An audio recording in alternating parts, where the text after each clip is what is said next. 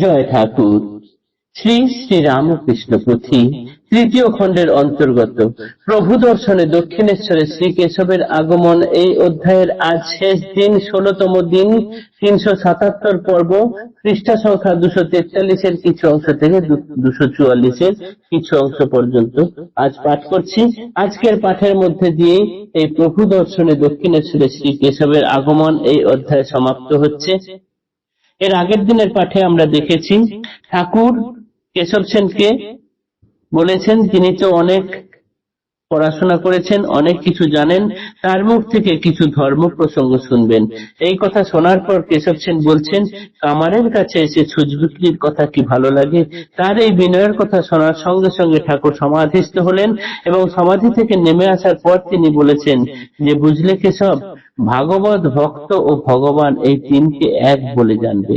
কেশব সেনের এই কথাটি নতুন বলে মনে হয়েছিল, মনে মনে একটু সন্দেহ ছিল যে এটি আবার কি অদ্ভুত কথা শুনলাম আজকে।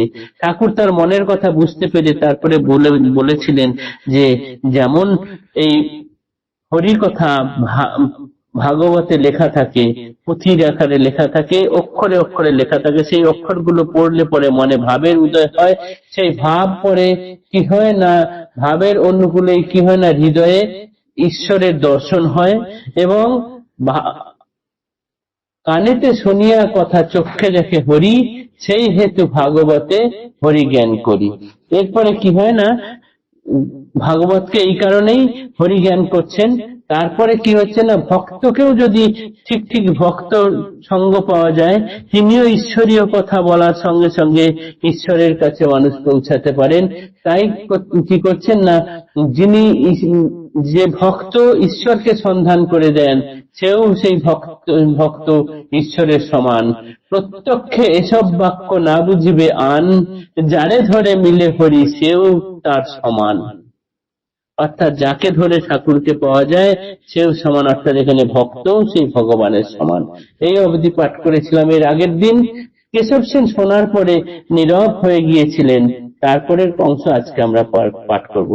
অবাকে নীরব হেথা কেশব বসিয়া, কি কব দেখেন কি বা কলমে আঁকিয়া, কর্ণমূলে প্রভু বাক্য বাক্য রূপে পশে, অপূর্ব আকার ধরে অন্তরে প্রবেশে, কেশবের ভাগ্য সীমা নাহি যায় বলা, শ্রীপ্রভু যেমন গুরু তার মতো চেলা, প্রভু দেবে গুরু রূপে পায় যেই জনা, মহাভাগ্যবান নাই সৌভাগ্যের সীমা, গুরু ভাব পিতৃভাব কর্তা ভাব আর, প্রভুর মনেতে নহে কখনো সঞ্চার, অহং ভাবহীন তিনি দিনের মূরতি, কর্ণমূলে মন্ত্রদান কভু নহে রীতি, আপনারে গুরু জ্ঞানে অন্যে উপদেশ, নাহি ছিল এভাবের গন্ধ মাত্র লেশ, তথাপিও সিদ্ধ মন্ত্র ঝুরি ঝুরি পায়, যে আছে প্রভুর পাশে তাহার আশায়, ভবরোগ বৈদ্য প্রভু পূর্ণ নারী জ্ঞান, রোগ অনুসারে হয় ঔষধ বিধান, মৃত্যুঞ্জয় শান্তি রসে পোষ্টাই কারণ,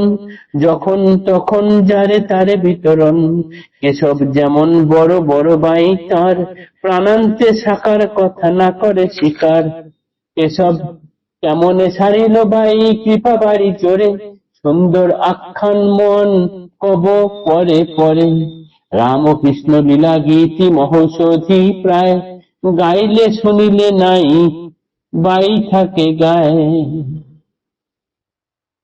ঠাকুরের এই ভাগবত ভক্ত ভগবান এই কথা শোনার পর থেকে কেশব সেন যেন একদম নীরব হয়ে গেছেন এবং তিনি বসে বসে শুধু কলম দিয়ে আঁকছেন, কি কথা বলবেন তিনি কোনো কিছু বুঝে উঠতে পারছেন না।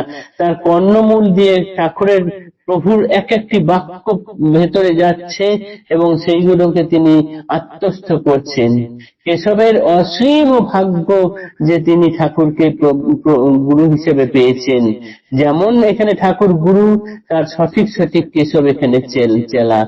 যে ঠাকুরকে গুরু রূপে এরকম পেয়েছেন তিনি মহা সৌভাগ্য সম। যদিও বা ঠাকুর গুরু ভাব, পিতৃভাব, কর্তা ভাব এইগুলোকে বিন্দু মাত্র তার মনে স্থান দিতেন না, তার মনে তখন অহং ভাব বিন্দু মাত্র সঞ্চয় হতে দিতেন না এবং তিনি কাউকে কানে কর্ণমূলে মন্ত্র দান করেননি।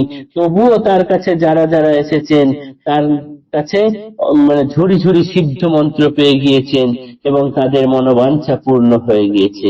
ভবরোগের বৈদ্য যেন ঠাকুর নিজে, তার অপূর্ব ছিল নারী জ্ঞান। সেই জ্ঞান অনুসারে তিনি যে যেমন মানুষ সে তাকে সেই রকম ঔষধ বিধান করেছেন। মৃত্যুঞ্জয় শান্তির স্পষ্টাই কারণ, যখন তখন যারে তারে বিতরণ। এইরকম বিতরণ করেই তিনি গিয়েছেন। এবং কেশব সেনের বড় বাই ছিল যে তিনি প্রাণান্তেও শেষ দিন পর্যন্ত তিনি সাকার মানতে স্বীকার করছিলেন না। ঠাকুর কিভাবে তাকে সেই সাকারে মানতে বাধ্য করালেন, সে এক সুন্দর আখ্যান আছে, পরে পরে পুথিকার বলেছেন, সেটির প্রমাণ দেবেন। এবং রাম ও কৃষ্ণ লীলা গীতি মহৌষধি প্রায়, এটা একটা প্রায় মহৌষধি। এই লীলা গীতি যিনি গাইবেন, শুনবেন, তাদের শরীরে কোনো বাই অর্থাৎ রোগের প্রকোপ থাকবে না। জয় ঠাকুর, জয় শ্রীরাম ও কৃষ্ণ।